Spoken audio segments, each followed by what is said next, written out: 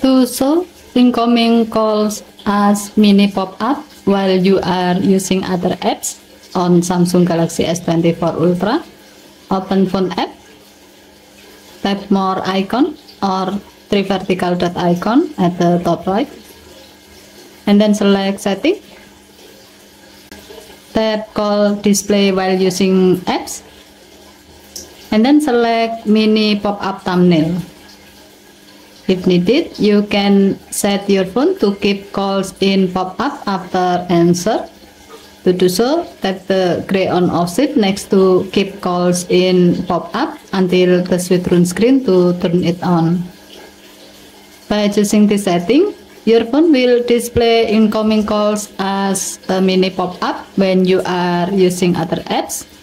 And then after the calls are answered, your phone will keep them in the pop-up so you can keep using other apps while having calls. Okay, thank you for watching. Please help to like and subscribe. Have a nice day.